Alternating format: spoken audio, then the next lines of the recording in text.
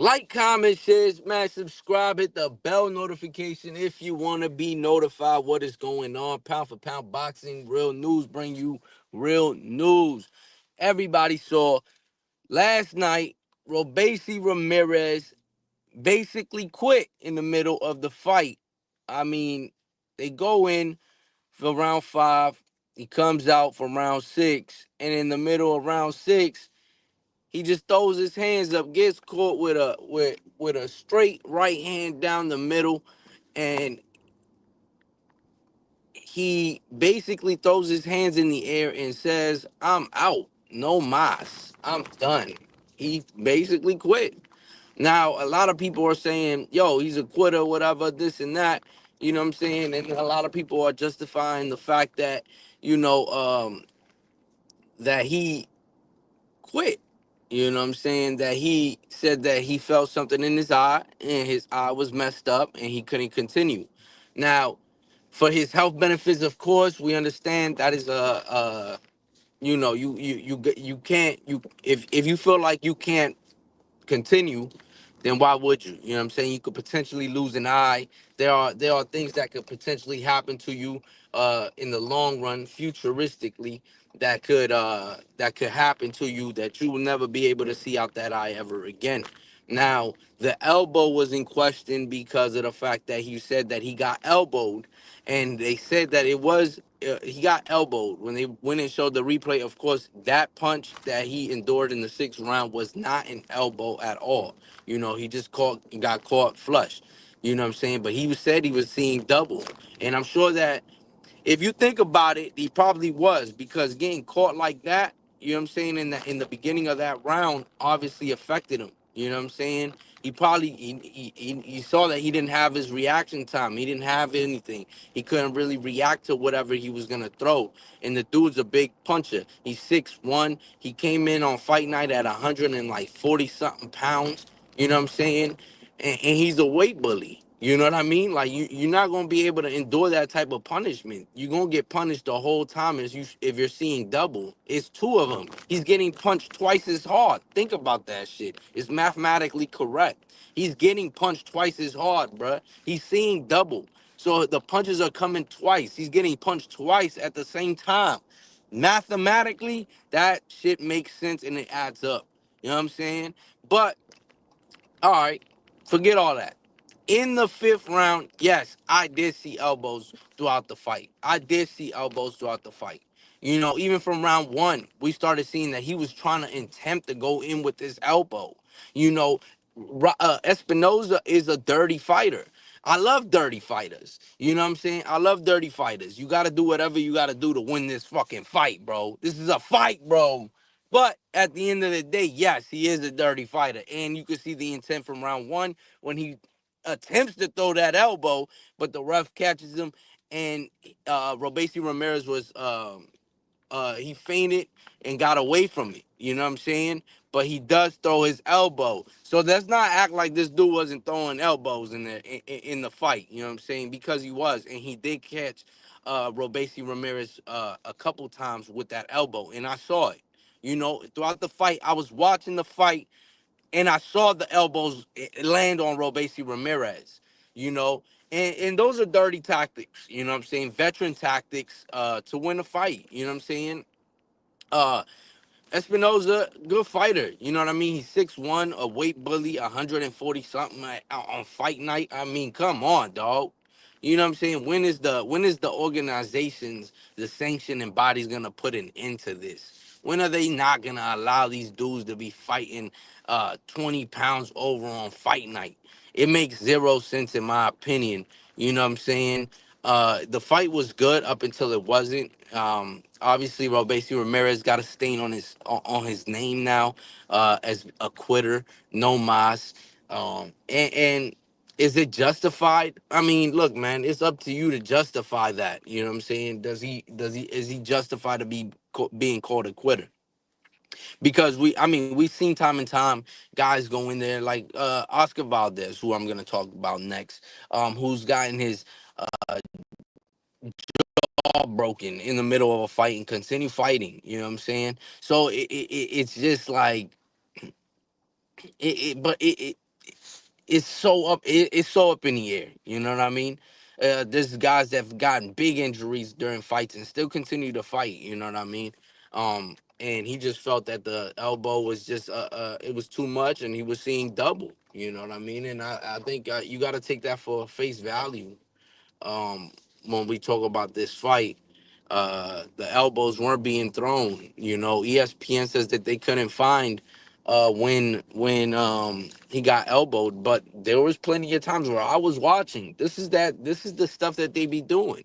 They be covering things up. You know what I'm saying? These are things that they do. They cover things up, and then they tell you that it wasn't there when you were clearly watching the fight and you clearly saw elbows being thrown throughout the fight, you know. And unfortunate enough for Robeisy Ramirez, he's gonna have to live with the decision of throwing his hands up and basically quitting um in the fans' eyes, you know. But in his eyes, he could potentially be like, look, man, I basically saved my life. You know what I'm saying? Because I could have potentially had no eye after this, you know, and that's justifiably so too, you know. But it is what it is.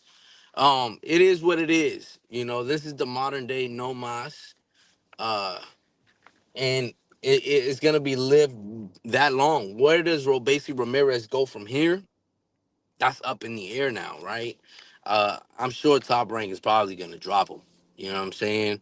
Robeisy Ramirez, a once talented prospect, a once talented guy in the sport of boxing, a gold medalist in the Olympics, the only guy, one of the only guys that beat Shakur Stevenson in the amateurs. I mean, the guy is you know, had a amateur pedigree like no other, and unfortunate enough that his career is possibly coming to an end because of a no ma situation against Rafael Espinoza. Um, I'm sure if he could do it again, he would. But unfortunately, in boxing, you know, unless there's a rematch or something like that, which I highly doubt that they will get another rematch, this fight is put in the books. You know, um, Oscar Valdez versus Rafael Nadal, Emmanuel Navarrete, man. Oscar Valdez versus Emmanuel Navarrete. I mean, look, man, what did you expect? You know, another weight bully coming into the fight in Rafa and Emmanuel Navarrete. Another weight bully coming into a fight to bully the smaller guy. I mean, we saw Emmanuel Navarrete, and that dude was huge. You know, I don't understand what is going on in the sport of boxing where they're allowing this to happen. You know, we have Emmanuel Navarrete, Rafael Espinoza, Devin Haney. These guys should be sanctioned and fined and ticketed. The police should be behind stage waiting to lock these dudes up after the fights. You know, it's unfair. It's a mismatch. What did you expect? You know, the first fight went to a unanimous decision, 12 rounds, unanimous decision, but the second fight was a little different, obviously, right? We seen Oscar Valdez get caught, and his equilibrium got thrown off since round one. You know, and I don't think he was prepared to deal with that. But he's a warrior, continued fighting, continued trying. Emmanuel Navarrete is super awkward, and that played a big part in this fight. The reason why I say that is because he was throwing shots at different angles, and he was throwing punches and bunches, giving us a lot of volume punching. And every time that Oscar Valdez tried to get inside, it was not working at all. His I don't know if his equilibrium was off the whole entire fight, but it's just he was leaning too forward, and Emmanuel Navarrete was picking him apart. You know, and Oscar Valdez, as a warrior that he was still keeping up with Emmanuel Navarrete. You know, the one thing that I didn't like between in this fight was that Oscar Valdez didn't throw many body punches, and that was a huge problem to me. If you have a game plan, you know, with Eddie Reynoso, one of those game plans should be we got to go to the body, and you have to commit to the body, because if you don't commit to the body, Emmanuel Navarrete is going to pick you apart. We understand that Emmanuel Navarrete is a heavy puncher. He punches pretty heavy, you know what I'm saying? And being so awkward, you don't know where that punch is coming from. But the problem is, you have to establish the body work to slow down Emmanuel Navarrete. I mean, this is countless of times. He's a fat boy. You know, in that ring, he's a fat boy. You seen the fat back that he had. That all that fat in his back. You saw that. You know, you saw that in that fight. You know what I'm saying? So you have to get at the fat boy's body. You know what I'm saying? Headshots and things like that. He can endure some of those punches, especially if your punches aren't heavy enough to really hurt him. And we saw that with what Emmanuel Navarrete was doing. A lot of those shots he was just enduring. He wasn't even. He was just walking right past, right through them. He didn't get buzzed. He didn't get injured not one time in that fight.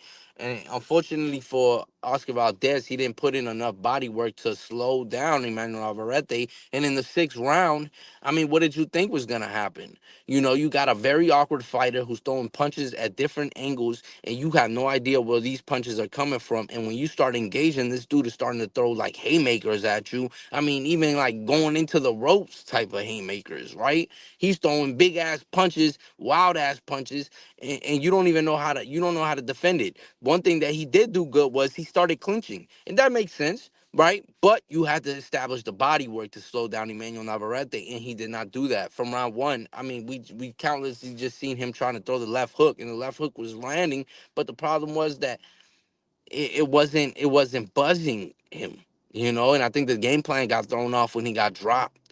And so, with that being said, where does Oscar Valdez win this fight? How does he win this fight? And is it by knocking him out, or was it by him trying to outbox Emmanuel Navarrete and potentially getting the victory? And obviously, we've seen that Emmanuel Navarrete is he's different, right? Obviously, but he's a weight bully at 130 pounds. Come on, bro. Let's be honest.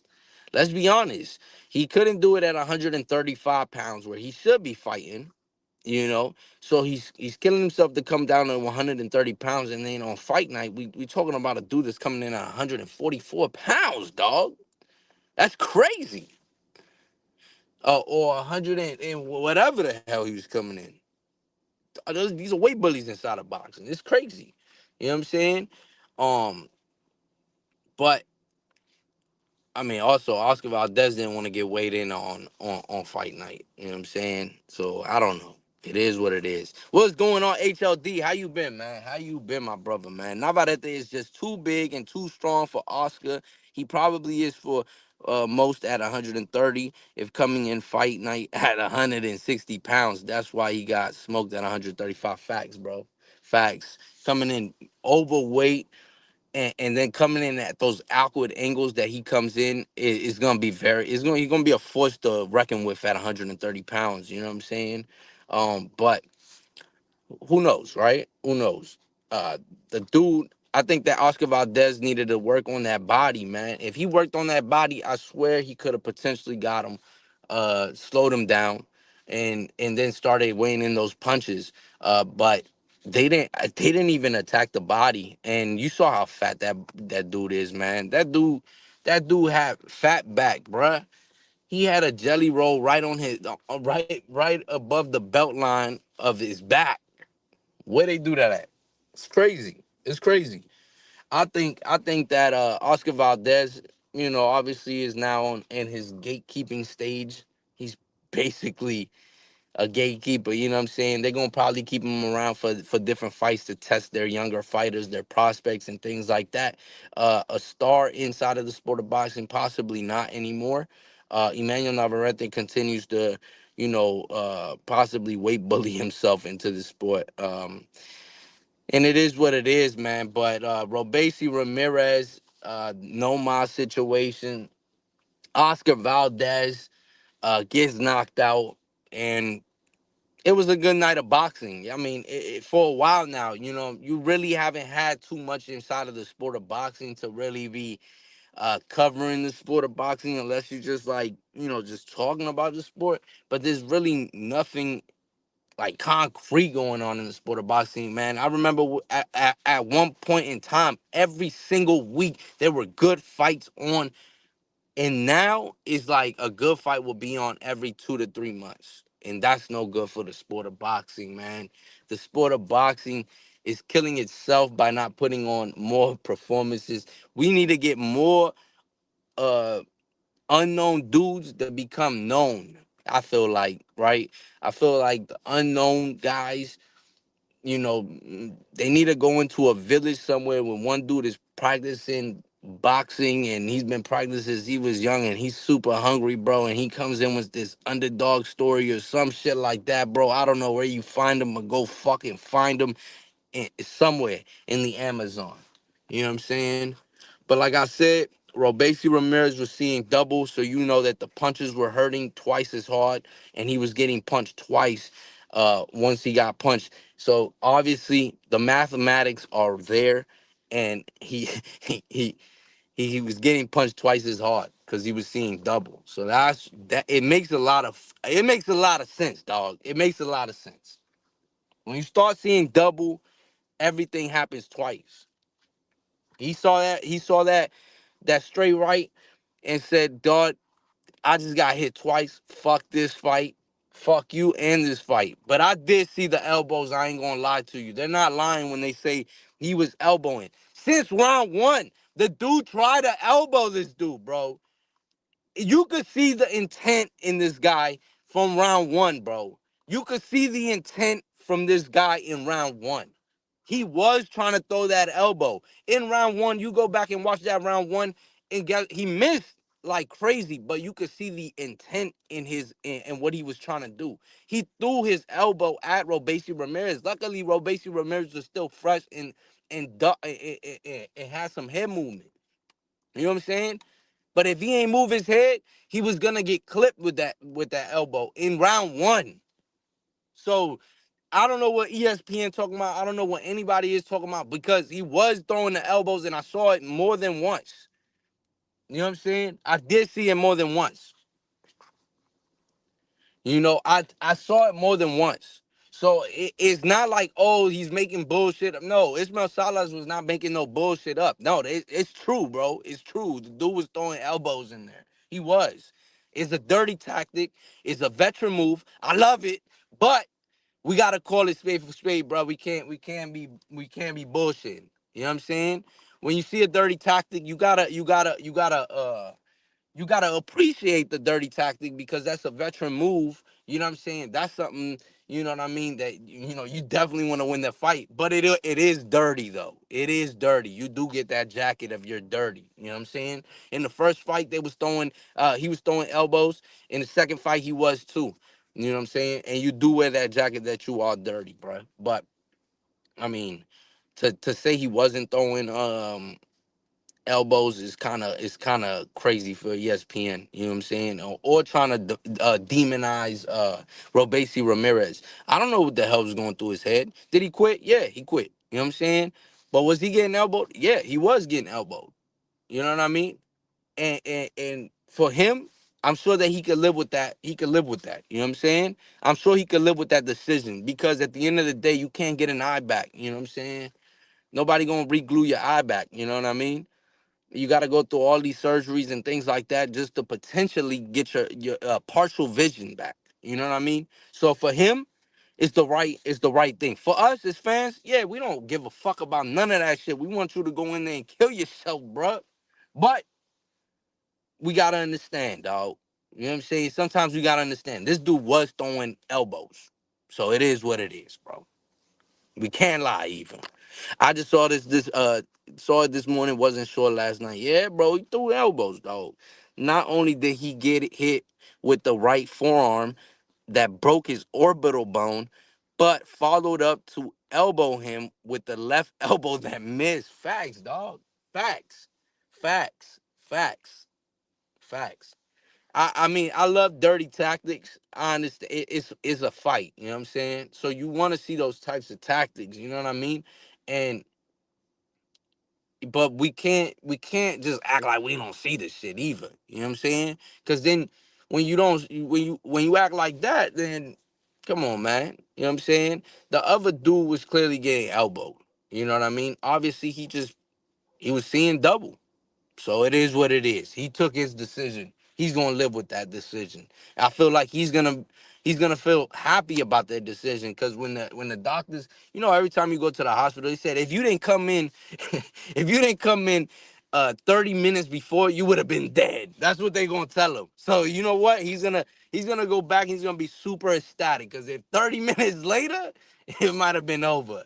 Every time, I don't know if you know, every time you go to the hospital or something, if you didn't come in 10 minutes after this, then you would have potentially lost a leg. You know what I'm saying? Like, what? What are you talking about, man? Every single time this happens every single time. I don't get how, but it'd be miracles. It's miracles. That if they didn't get there 5 minutes before they got there, oh yeah, they weren't even gonna exist no more. You know what I'm saying? But it was good. It was a good night of fights. You know what I'm saying? I didn't get to watch Richardson Hitchens. Um, I didn't get to watch him, and even if I got to watch him, I don't think I was gonna watch him because I don't know that fight. The dude is boring. The dude is boring. But he wants Teofimo Lopez, and I love it. You know what I'm saying? Let's see it. He probably gonna bore us to fest. My bad.